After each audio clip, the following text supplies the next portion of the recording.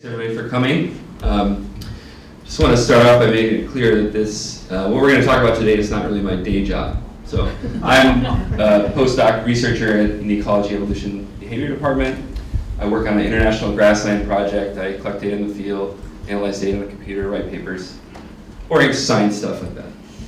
But what I wanted to do is introduce this by way of sort of the personal story of how I came to sort of be interested in these kinds of stories. And so this is a map of Washington, D.C. This is from the 2010 census. So somewhere in one of those dots is me. I lived there from about, including going to college out there, from about 1995 to 2010. And so living in D.C., politics is obviously everywhere. Government is everywhere. It just infuses your existence. Even like me, you're off studying bugs somewhere.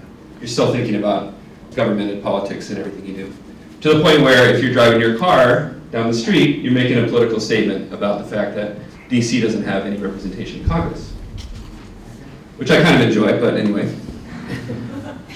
So the other reason I wanted to put this map up here is because it reminds me of the fact that this is a really typical way of looking at our world now, which is a data-intense sort of view from space, if you will, kind of zooming out, you know, to take in the region, the city, and all in one shot. But that wasn't always the typical way of how we view things.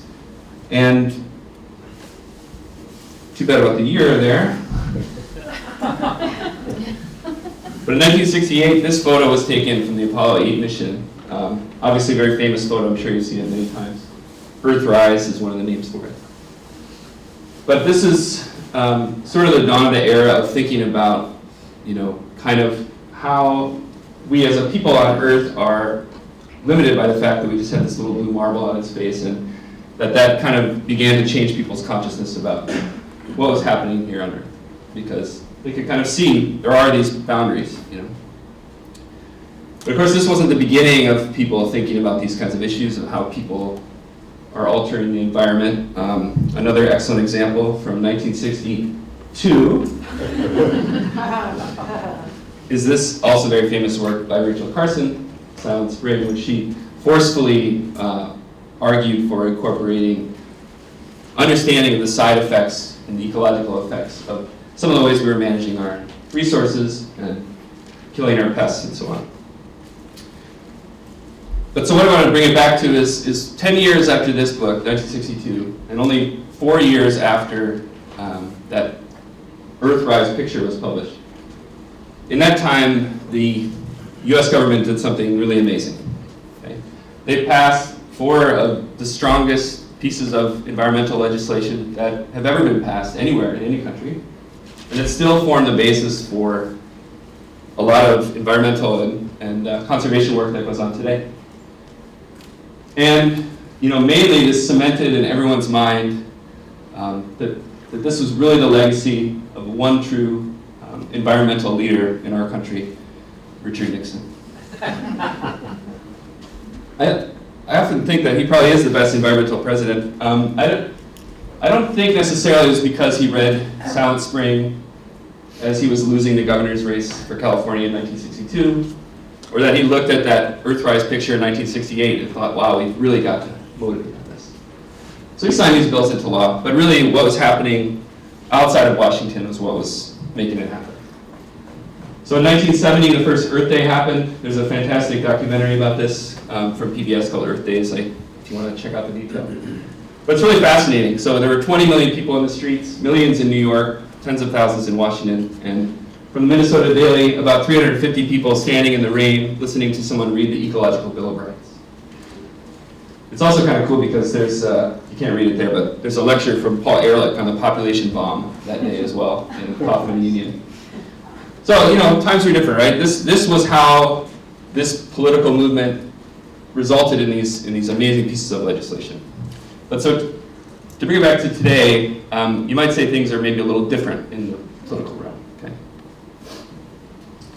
This is one example from last fall of what the New York Times characterizes basically politics is now just rich people with different ideas fighting. And This is also an idea that's been around for a while. It was captured in the title of this book that I'm still not sure if it's a satire or not, by Ralph Nader, called Only the Super Rich Can Save Us. You can't really tell with Ralph what he's doing. Yeah, so this is where we are. It doesn't look like 1970, okay? And so it's easy to look at a picture like this from the State of the Union this year and say, whether you stand depends on where you sit. It's hopelessly tractable, partisan warfare, blah, blah, blah, okay? And it would have been really easy for me to organize a session on the incompetence of government in the environment, okay? But what I instead did is try to ask our panelists to give examples of past, present, or future work where they have hope about the effectiveness of using government as a tool in conservation of the environment, because this is still, for all its incredible dysfunction, the body that can put a price on carbon, the body that can regulate water, the body that can set aside land for biodiversity protection. And we as a society have decided that collectively through this body we decide what to do with our resources. So it's important not to give up on bodies like these, but instead to figure out how we can work effectively to make that happen. So that is sort of the framing for today. What does that look like? It may not look like 1970, it probably doesn't, but in thinking about what we can do, what should we be looking for? And so we have an amazing panel of women leaders in the environment here today, so really excited about it. Kate Knuth, you know from INE, as the leader of the Boreas Leadership Program. Julia Frost Nerbonne, who's with Minnesota Interfaith Power and Light, and Jessica Tritsch, who's from the Sierra Club. And so we'll have each of them tell a little bit of story about how they see progress in terms of government action in the environment, and then we'll have a chance for you to ask your questions, so definitely think them up, write them down as we go, and we'll have a little panel at the end. So let me turn it over first to Kate. Thanks, Eric. And thanks for all the folks here. I'm going to quickly switch PowerPoints. And the question we're asking today is, what does government success look like on the environment? What is government action on the environment? What does success look like? I would say success looks like this: a clean, healthy Mississippi River flowing through the Twin Cities. And just framing a little bit, what does success look like? Maybe you could say success looks like this, which is a little further upstream, also Minneapolis. This summer, the lock and dam in this picture, sort of under this banner, will be closed because of trying to stop invasive fish from moving further up into the Mississippi River system, and therefore the lakes up in northern Minnesota.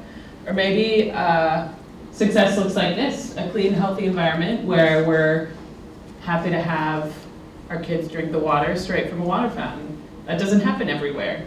It doesn't happen in a lot of the world. It is a success, government success on the environment. Or maybe success looks like a turkey on the University of Minnesota campus. If you walk through the West Bank, you can often find turkeys. That's a concerted effort by our state's DNR, and now to the point that there's people who study wildlife conflict with turkeys, but it was something we as a state decided to invest in and decided to try to do. How about this? This is a coal plant. It's right up on the border of Canada, just from North Dakota. It's the first utility scale carbon capture storage system that went online last summer. So they're actually capturing the carbon from this coal plant. I don't know all the details of this, so don't ask me how it happened, but it's the government of Saskatchewan deciding to make that a priority in their utility, making carbon capture storage real in and on the ground. Or maybe success looks like this. This is a hearing about the Polymet mine being proposed up in northern Minnesota. It's a copper nickel mine or sulfide mine, depending on which side you're on.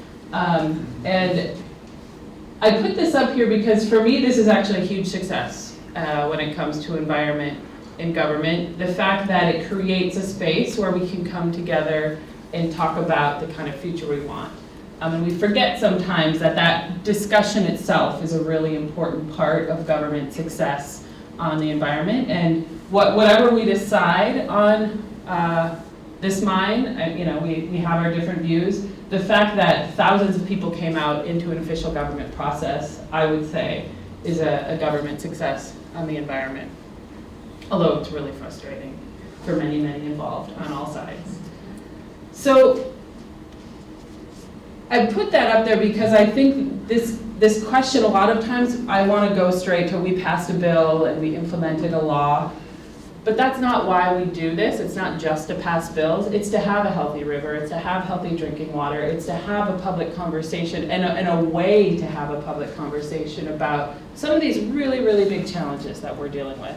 And they are big. Like, we've never dealt with 9 or 10 billion people on a planet and feeding them and making sure they have water and making sure they have energy and making sure they have opportunity and capabilities to realize those opportunities. We've never done this. And so we're kind of charting the future as we go, and it's important to step back and think about why do we have these fights, why do we deal with these frustrations, and what are we hoping to have come out of them. So taking it down a lot, I want to use the example of the Toxic Free Kids Act here in Minnesota, and I'm going to focus on the first round. There's another round, which if we really want to make change in terms of people's lives, we need to pass that second round. The Toxic Free Kids Act, we passed 2009, and it relates to the bigger problem that toxic chemicals in our consumer products are not well regulated in this country. They're regulated under the Toxic Substances Control Act, signed into law by Gerald Ford, and not updated since. 60,000 chemicals grandfathered in, 80,000 chemicals in commerce. We've only looked at a couple hundred. We've only started to try to phase out 5. Like, there's some really big kind of mind-blowing numbers. And if you've heard of BPA or phthalates or toxic flame retardants, you've heard about this issue. So in 2009, I was the chief author of the Toxic Free Kids Act at the legislature, and we passed about half of the law that we introduced, which in one session is actually quite good. It's pretty fast if you talk to people who organize around politics. And what we did is we basically asked our state agencies to make a list of chemicals we need to be concerned about because they're toxic in some way, and then in which these chemicals are found in products that kids use and that are found either in our environment, in our bodies, and that prioritize, and then we have a list of 9 chemicals coming out of this, and then we had some studies to talk about how do we either ask companies to disclose that these chemicals are in their products or report that they're in their products or phase them out. And those 2 parts are the next part of the Toxic Free Kids Act, which we're still working on. But that first part is what we passed into law, and it does make Minnesota one of the leading states in the country. Alongside of that, we were the first state to phase out the use of BPA in baby bottles and sippy cups. We passed legislation on phthalates. More recently, there's been work on formaldehyde and triclosan, the stuff in your hand soap and your total toothpaste. So there's been progress on individual chemicals, but this overall bill, I do think, although we didn't get everything we wanted, we made some major progress in one legislative session. So why did that happen? And that's, I think, the question I'm most interested in, how did this happen? And I would say there's 4 big reasons it happened. And I bet you'll hear this echoed in some of the other speakers. The first is a really big coalition. So Healthy Legacy was a coalition originally at the Institute for Agriculture and Trade Policy. I think they've now moved over to Conservation Minnesota. There's almost 40 different organizations, from the PTA to the Public Health Association to environmental groups, working on this coalition. And this coalition organized. They got thousands of postcards. They went door to door. They got people at the Capitol. They got people writing letters. So that organizing of people and institutional resources that represent people was really a key part of this legislation. And also for me as the legislator carrying this, I was in my second term. I was interested in this issue. I got very educated on it through a group called the National Caucus of Environmental Leaders, and I went to a 2-day training essentially where I learned the science and the policy of chemical policy reform, which made me a much better advocate for this. The framing was really important. So this was the Toxic Free Kids Act. Who's against toxic free kids? Okay, good. None of you raised your hand. Good. We were focusing not on this sort of general 80,000 chemicals in our lives that we don't really know about. We were focusing on healthy kids, making sure the things that they used every day that went into their body were healthy. And that was strategic and smart strategy that helped this legislation. This is the legislation process itself. Here we have a mom testifying. This bill went through 7 committees in the State House. We went through about 3 or 4 before they had before opponents, mostly the American Chemistry Council and friends, knew what we were doing, so we kind of flew under the radar. And we also really tried to work with people that had concerns. So even though this bill didn't really regulate anything, we had a list of exemptions of like 20 exemptions of groups that wouldn't be affected or types of products that wouldn't be affected. And it's sort of this, why is this in law now? Because you're like, what are you exempt from?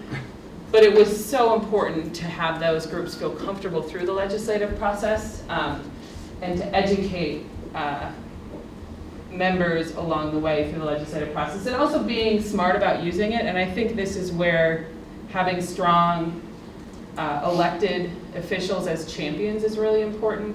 Like, I couldn't get the governor's office to talk to me at one point. So I'm sitting in conference committee and I was like, well, I've called the governor's office 3 times and I have not yet heard from them on their view about this bill. And I get back to my office and like, there's a message from the staff person I needed to talk to. So having people who can use this process effectively on the legislative side. And that said, we often will forget about the executive branch side.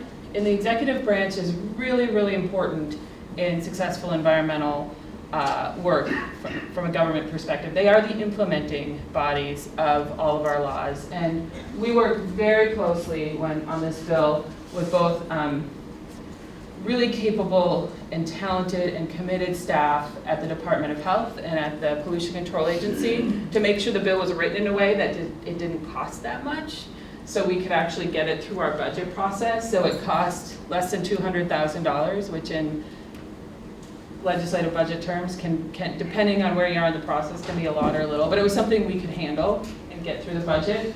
We also, I think, by passing this, have developed some expertise within our state agencies that help that will help moving forward in terms of anything related to toxic chemical policies. So all of these things came together in addition to other, I think, wider things. You know, there was just a general knowledge about toxic chemicals in the community, and so the timing was really helpful and important for this. But those 4 things, coalition and organizing, framing,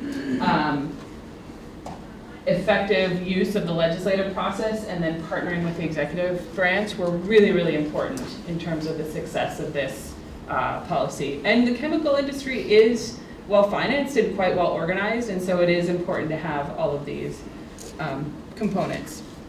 So thinking about just a couple questions and before we get to our next speakers, I do think there are some challenges when thinking about government success on the environment. One is making sure we deal with challenges to buy-in and integrity in our environmental processes or our environmental review processes, our public comment processes, the things that are like the Clean Power Plan, the Keystone Pipeline are big ones right now nationally. And environmental review, I think, is somewhat under threat here in Minnesota. So making sure we are thoughtful about maintaining the integrity and the buy-in to those processes. And I think part of that is thinking of, I think Citizens United and the amount of money in politics is really important. Who's heard of Citizens United? Okay, everybody, good. Who's heard of the Koch brothers? Everybody, okay. Who's heard of Tom Steyer?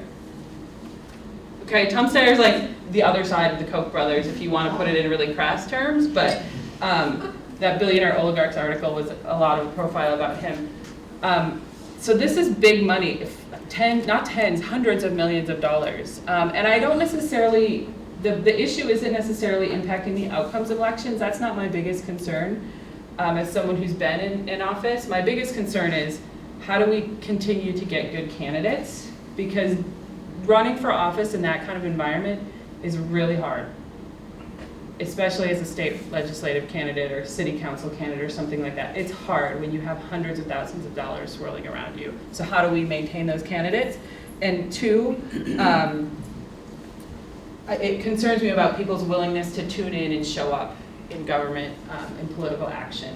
So those aren't necessarily what you think of. You think of outcomes. I think of process and how that impacts the process overall. And then the final one is like I said at the beginning, we have things we've never had to do before, and how are our government processes set up to deal with it? Because we're using tools, in the US I'm talking about, we're using tools that developed in the 70s, that were passed and then developed through amazing public servants in executive branches. And are those really the tools we need to deal with the quite different and I think categorically different challenges we have now? And I think my response to both of these is a mixture of impatience and patience. So impatient enough to step up and get involved and put yourself out there. And I'd say anyone in this office, running for office is something you can do. Being part of organizations like you're going to hear about. Learning about and understanding how these processes work. So you have to be impatient enough to care to show up. But you have to be patient enough to know that these sorts of things take years and sometimes decades. The renewable energy standard, I would say, took 5 to 6 years to pass in Minnesota. It wasn't just a 2007 thing, it was a 2000 to 2007, if not into the 90s. You could actually, I think, argue it easily as well. So you also have to be patient. Government is not fast, and that's by design. So with that, I'm excited to hear from our other presenters and have the conversation. So, Julia. Great.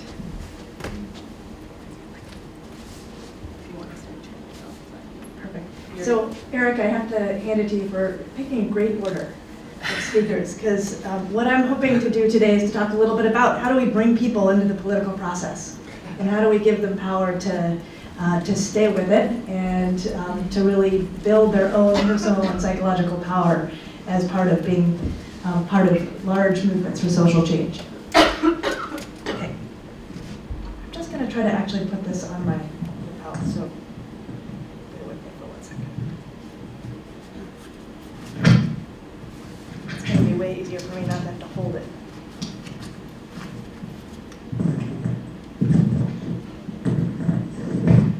Okay, does that work for everyone? Yeah. All right, great.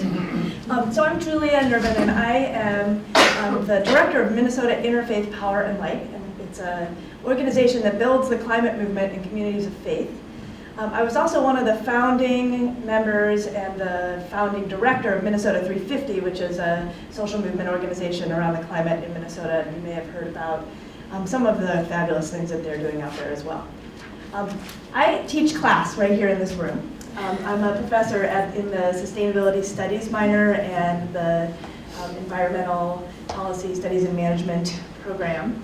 And one of the things that's been exciting for me is to think about, how do we take some of the ideas that we talk about here in the classroom, having leverage, creating power, thinking about theories of change, and move that into the arena where we're doing it.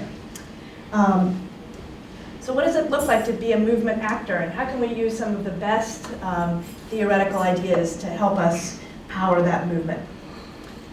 So in 2011, I went with a bunch of students to Washington, D.C. To participate in Power Shift. So there are 10,000 youth climate actors there, and they had the opportunity to have a small group of people meet with President Obama, which was really exciting. And in short, President Obama said, yes, I agree with you, climate is a huge problem. I'm very concerned. Show me the people. That's what he said, show me the people. So that's been what we're doing. We're trying to show the legislature here in Minnesota, in Washington, D.C., and across the world that Americans care about climate action. So what is it going to take to have people come out in this kind of way and build this broad-based movement that's inclusive and powerful?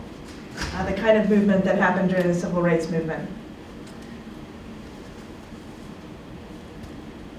Okay, so one of my colleagues in the movement likes to say, in 30 years, we want to be able to say to our children, we did everything we can, and actually it worked.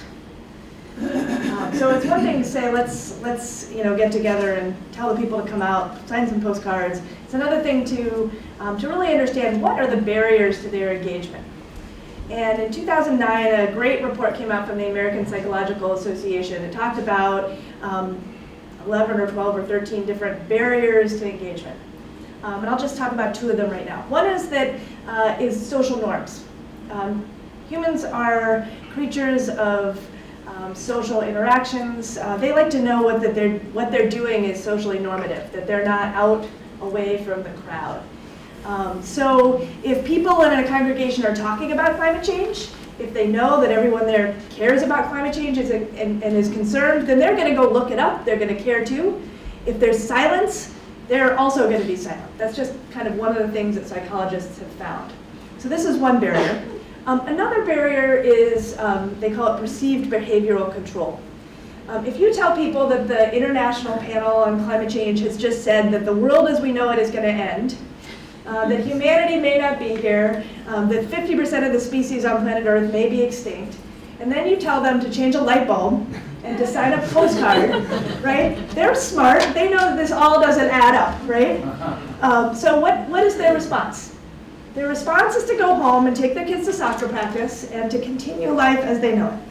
And it makes sense. We actually don't have the psychological capacity to hold the severity of that understanding in our hearts and also function as human beings.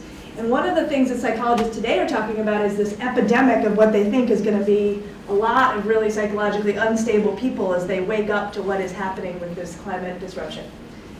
Because it's really hard to think about what to do in the face of this massive global problem.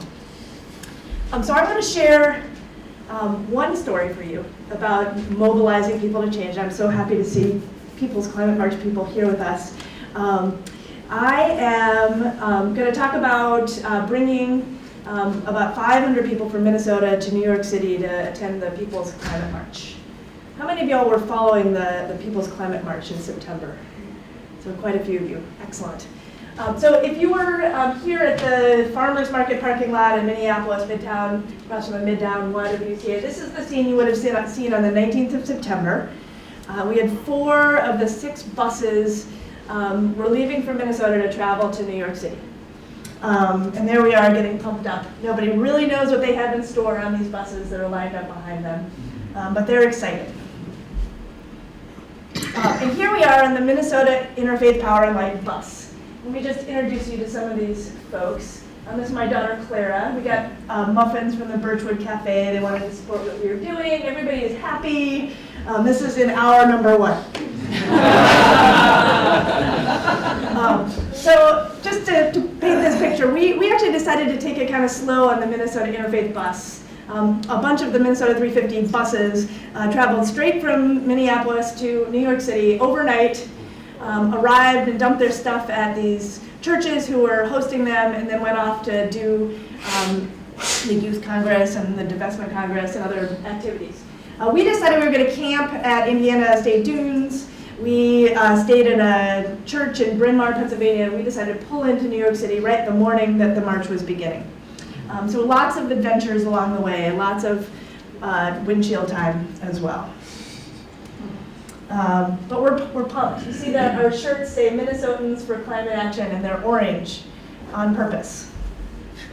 And here we are getting off the bus in New York City.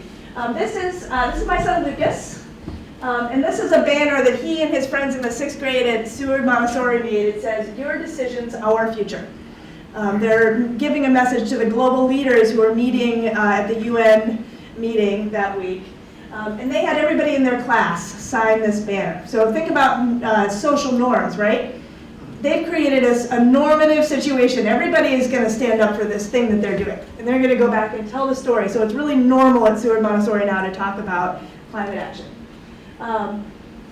So there we are. And of course, the shirts are making us all stand out. And this gives you a little sense of what it was like to be walking in the march to New York City. 400,000 people gathered during that time. And here's some of the folks. At the front of the parade, that sign says, "To change everything, it takes everyone." At the front of the parade were frontline communities. And they were representing people who were living in the shadow of the coal plants and on the Indian reservations where the pipelines are going through.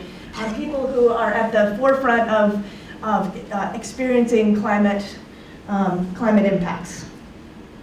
There were scientists. This is one of the displays that they had. The debate is over. The facts are clear. So there were tens of thousands of scientists marching. There was a whole section of nurses. This is Teddy Potter. She is a professor of nursing at the University of Minnesota. And one of our Seward students whose her personal issue is water. She wants to have clean water. This is the youth block. There were 50,000 youth that were gathered. And we had the advantage of marching right in front of the youth. I had to put this one in.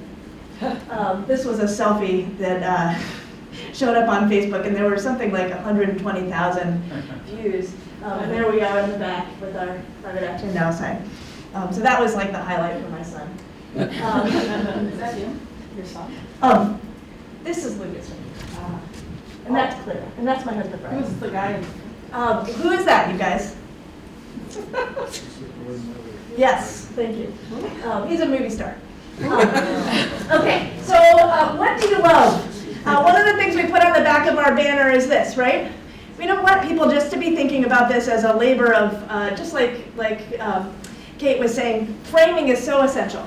We're not in this because, oh my God, the world is just horrible and everything is horrible, right? We're in this because we love the place that we live and we want to celebrate it. We had prayer flags that we had made from congregations all over Minnesota so people felt connected to the movement.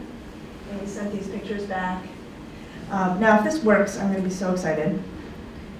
This was at 12:58. And I'll just show you the video and then I'll talk to you about it. Oh, shoot. How's this going to happen? Okay.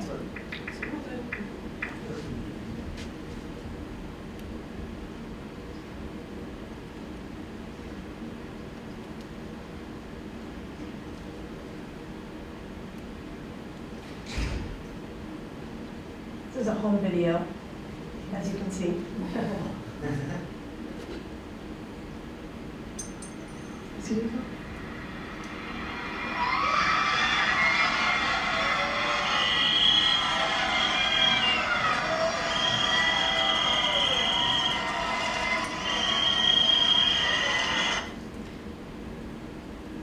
Okay, so I'm not going to spend too much time talking about this, but this is an organizing feat of which I have never seen before, and this is why I'm involved in the faith-based climate movement. We got an email from the organizers of the Climate March that said, we're going to do this action at 1 o'clock, everybody's going to stop, they're going to hold their hands above their head, they're going to look down, and they're going to be silent. And then we're going to have a minute of silence. And then we're going to sound the alarm about climate change. And I thought to myself, well, I'm a veteran organizer, that is awesome, but haha, no. Right? We'll see. I'm happy to participate if it works, but I'm not going to get all excited about this because I'm sure it's not. Absolutely incredible. I don't know what piece of grace came over this moment, but 400,000 people were silent. And you could hear a car door slam, you could hear birds in Central Park, you could hear that person drop their car keys. And then it was like we were standing there and it was like a jet plane or a train or something was coming upon us. And this experience of raising our voices with 400,000 people that we were in solidarity with was, it will never, I don't think, happen again in my life. But it was such an incredible privilege to be there as part of that. Okay, we got some great news. Wonderful experience. Unfortunately, we also had to take the bus back. And our bus broke down in the middle of the night. And that was a challenge. Anyway, we left at about 8 p.m. From New York, and we pulled into Minneapolis at about 8:30 p.m. the next day. And during this time, some people slept. But we really started to do something incredible. we started to organize. So this is Najwa, and she is from Saudi Arabia originally, lives here now, part of the Northwest Islamic Community Center. Since she took this bus ride and with the support of all these incredible people and the normative energy that she feels around her, she's gone to her community and they are not only signing postcards and showing up at the legislature for lobby days, but they're also putting solar on their building and doing a total energy retrofit. She's got the youth involved, she's powerful. Back here, there's, I'll show you in a minute, Rachel Kerr. Anyway, tons of energy that emerged from that time. And I guess this is back from that power shift time. That's my daughter, Clara. Here's just the philosophy we're operating under. How do we take all these folks who are riding on the bus? We're doing a teach-in, by the way, so we did a bunch of teach-ins and sing-alongs and activities on the bus en route. And really engage people acting where their own deep gladness meets the world's greatest hunger.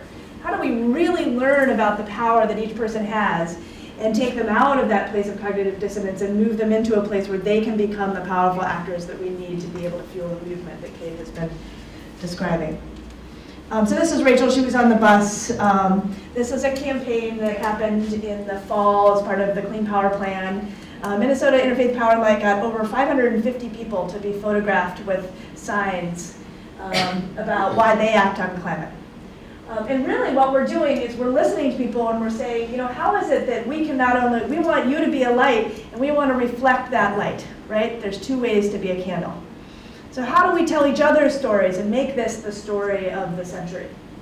That was also part of the fabulous Act on Climate week that we did. This was taken by some high school students who participated in a youth and leadership retreat, went on a Mississippi River trip to really get connected, same idea as the bus, but a little bit more fun. And went back and they talked to over 80 elders and families in their congregation and took their picture. So I guess what I'd like to do is to dispel the myth that actually that people getting together is not actually making a difference in politics. I think it is. And what I hope I've described is one of the ways that we can do that. All right, Jessica. All right, you can leave one of those pretty pictures. All right, which one do you want? Just something happy. Oh, something happy. Here we go. Oh, first. You do. Okay. I'll just flip. All right, thanks, Julia, and everyone else, and thank you all for coming. My name is Jessica Tritsch. I'm a senior organizing representative with the Sierra Club's Beyond Coal campaign. My computer was being uncooperative, so I have no fun pictures like these. I'll do all business, my paper outline. So I started working on environmental issues as a college student at the University of Wisconsin-Madison back in the day, nearly 20 years ago. It's kind of crazy. And I think first and foremost, I'm a community organizer. And when I say that, what I mean is I feel like my job, and it's my paid job right now, which is excellent, but has many times been my volunteer job, is to get folks involved in the decisions that are happening in our community right now. Because whether we get involved and active, decisions are being made on our environment, and decisions are being made that will impact the things that are in our environment in the future. So what I'm going to talk about is one of the Sierra Club's successful campaigns on clean energy, our Beyond Coal to Clean Energy campaign. Give an example of how that's been working nationwide and here in Minnesota, and why it's so important that everyone in this room gets involved in the decisions that they care about. So how many folks know the Sierra Club? Excellent. So we are the nation's oldest and largest grassroots environmental organization, founded in 1892 by Mr. John Muir. And I think we're best known for our conservation preservation work. So our motto is explore, enjoy, and protect the planet. We started out literally as a hiking club, going out and enjoying and exploring and then realizing that we needed to do something to protect our wild places here in the US, make sure that they're protected from development, that our water is protected, our air is protected, and that's been a key part of our mission from when we started in 1892. And that still is the wilderness preservation and setting aside national treasures is still a huge part of our mission. But about 15, 20 years ago, the National Board of Directors of Sierra Club recognized that if we aren't dealing with global climate change, we're not really able to protect these areas at all. And so that has become a bigger part of the work that we have been doing. And the first big campaign to come out of that was our Beyond Coal to Clean Energy campaign. The reason for that was that we were getting calls from folks all across the country, members, supporters, saying, our energy company wants to build a coal plant in our community, and that seems bad, right? I don't know that much about it, but it seems complicated. So we, as the Sierra Club, work with a lot of other national organizations, local community organizations, and kind of realize that this is happening across the country, that other folks are getting calls. And so we start to investigate this a little more with some of our partners and realize that across the country there are about 150 new coal plants being proposed to be built in states all over the place. So before I started this work, I didn't know a lot about coal plants, but essentially when you build them, they're built to last at least 30 years. They tend to last 40, 50, 60, even 100 years. They're huge contributors to greenhouse gas pollution. So here in Minnesota, our number 1 and number 2 greenhouse gas polluters are coal plants, the Sherco coal plant up in Becker, Minnesota, and the Clay Boswell plant up in Cohasset. And they have huge public health impacts as well. So, soot, smog, particulate matter, a lot of pollutants that directly impact folks' respiratory and heart functions, mercury pollution, which can get into our waterways and into our fish and on our food systems and can cause neurological damage for young children and unborn children, and many other pollutants that I won't get into. So we knew that this was not great for either climate change. I mean, essentially, if all 150 of these coal plants got built, we would be, excuse my language, pretty much screwed on climate change. And not only that it would be hugely detrimental to communities' health across the country. So we decided to launch a national campaign with many of our partners, say, let's take them all down, which was kind of crazy at the time. And part of the reason it was kind of crazy is because Congress, much like now, was a bit gridlocked. There wasn't going to be a federal action that was going to stop this from happening. So it was going to have to be a plant by plant, community by community conversation, decision-making process, and it was going to look different all over the place. So we jumped in and tackled this issue, again with, as Kate talked about, a large coalition in each place. So, environmental organizations and partners, faith communities getting involved, a lot of health folks getting involved with this, and rallied folks together on the ground. Grassroots organizing was a really key piece. Those members who'd been calling us and concerned about these coal plants in their community, getting them engaged, finding out who the decision maker in this process is. So, in Minnesota, if an energy company wants to build a coal plant, they have to go through the Public Utilities Commission and get that approved. In other states, it was the legislature or it was a permit that they had to get from the state, like our pollution control agency, essentially. So in each place, there's a slightly different decision maker. So who's that decision maker, and getting folks involved and weighing in on that happening.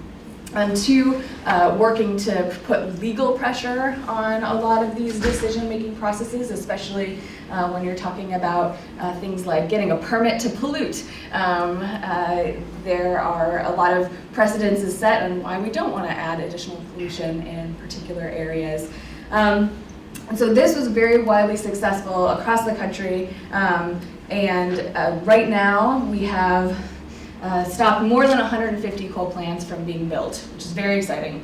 That does not mean that all of them were stopped or were proposed, and there were some built across, a few here and there across the country, but it was staved off this huge kind of push that was happening. And a lot of it was due to our great work, but a lot of it was due to outside forces, and one of those big things was the economy, which, as we know, went through a recession, and that meant that there was less energy that needed to be produced. And so that was also a contributing factor to some of these coal plants, and in particular, investors deciding that they would pull out of these decisions. And now in the US, it's very challenging to build a new coal plant. And that is in part because there will be a fight on the ground if it happens. It's in part because we don't need as much energy. And then it's in part because the economy has changed with renewables. And wind energy is now, much more cost competitive and in fact cheaper a lot of times than coal and other forms of energy.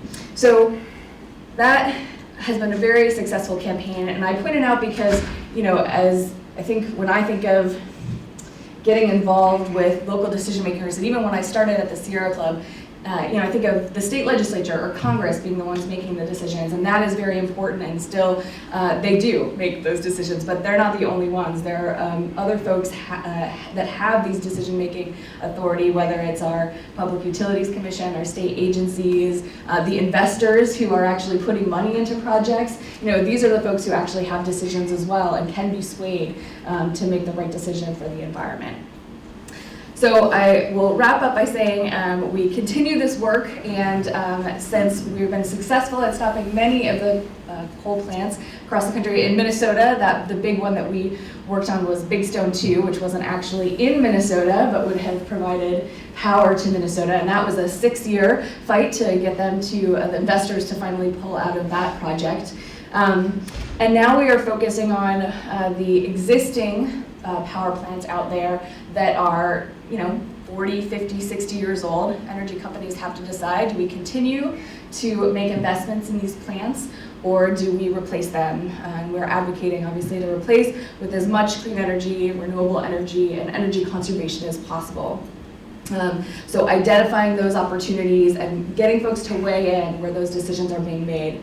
Also supporting the Environmental Protection Agency in implementing the Clean Air Act, which helps us to strengthen public health protections.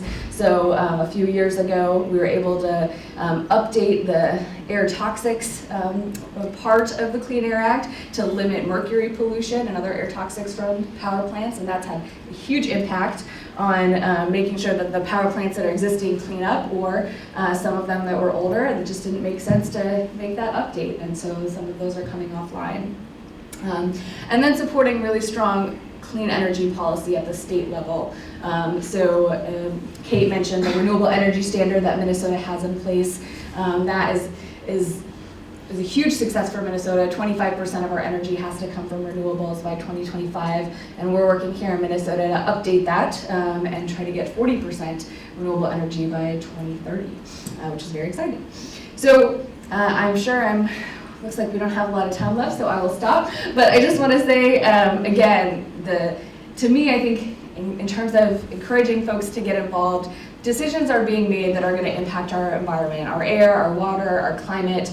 If we're not getting involved making them, they're going to be made by the utilities and the fossil fuel industry who are out there every day pushing forward their agenda. And so it's really important that we are engaged in making sure that the folks who are making these decisions know that that's not the vision that we have for our future. So that's all I'll say.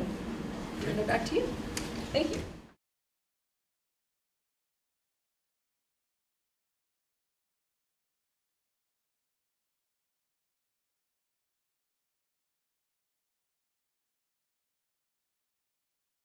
I'm not going to talk about international policy, but I will say that I think one of the compelling things that we can do in the movement is to really give people the ability to imagine themselves as part of a big human family. And so to be able to hear the stories and to feel solidarity with people who are in a different place is not easy. It's challenging for people to really put themselves in the shoes of somebody else. But I think that that's a lot of the work that we need to do as we normalize talking about climate change. We also need to talk about, the real truth that we are the biggest polluters and that our footprint is taking away the ability for others to live at all. I think another important part of it is not asking. I think the Americans, especially in terms of having on a per capita basis the largest impact, and that we need to deal with that here. But there's also engaging with people from all over the world as fellow world citizens who are capable of solving challenges, may need help in certain ways, but not with this sort of savior mentality, but with a partner mentality. And I think that's happening a lot and increasingly all over the world, and with organizations like Kiva or some of these micro-lending, some of the, if Nicholas Kristof and Cheryl Woodan's newest book is about creating opportunity around the world. And that opportunity part of it is really, really important. And it's nuanced. It's not, there's no easy, simple, straightforward answer on this, but I think that focusing on capability and opportunity and partnership, I think is really important. And I do think that thinking about from the toxics perspective, I get very frustrated as an American because in some ways the US can be a dumping ground for toxic products because European laws are much stronger and they basically said they have a, prove it to us that it's not toxic and we have a, introduce it and then we'll have to prove that it's, you need to take it out. There's a different approach to policy making, and so I think by shifting our markets here, we can have big ramifications beyond. And the state work on chemical policy is pushing federal work on chemical policy, and there's an increasing movement to change the Toxic Substances Control Act nationally.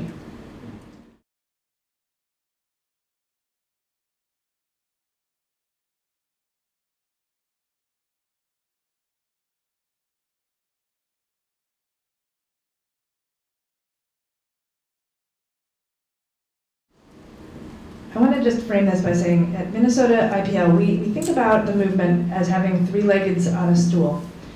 We want people to engage deeply in making practical changes in their own lives. So there's a lot of fabulous organizations working on helping people to reduce carbon in their own lives, biking and helping reduce carbon in their home, in their congregation, in their institutions, et cetera. That's really satisfying work because actually the devil is in the details. That's the way we're going to do it. And we can do that in a just way as well. We can include minority businesses in the decisions we make. We can make sure that solar power is accessible to everybody.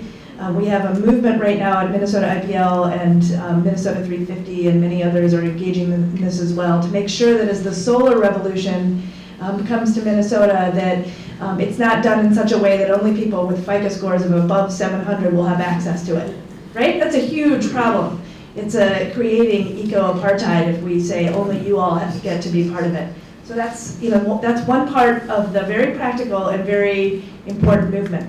But we also think people need to engage in dreaming on a global scale and on a national scale about how they can be part of the bigger movement.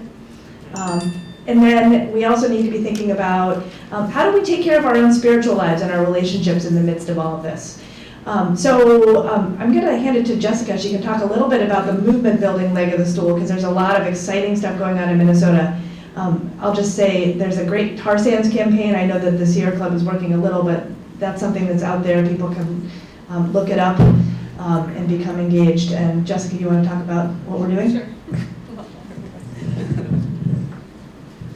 All right, I don't know if I'm going to talk exactly about what Julie is thinking, but what I will say is that there are so many ways for folks to get involved, as Julie was saying, whether that is kind of the practical applications of becoming more energy efficient or getting involved with renewable energy, whether it's on the policy side, getting involved with exciting things happening at the legislature, at the Public Utilities Commission, or just taking action when you have time. If you can be as involved as you want to be, whether that's in the leadership team of some of these groups or just showing up to hearings and showing up to events and sending emails and all that kind of stuff. So there's a role, I think, for everyone to be able to get involved.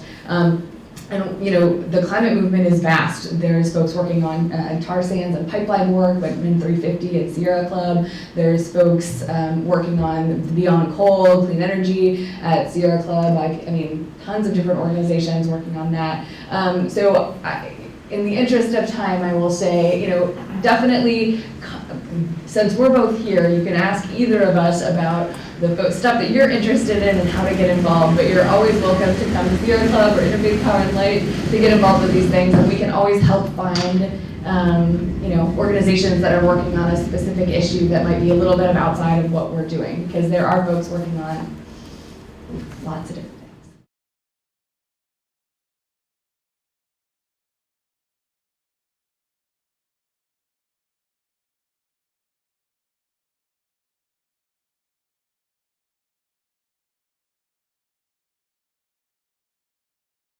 Yes, I think that's really important. I'll just give a quick example and then pass it on. I think that, we know, like Sierra Club knows that we're not the best messenger for everyone.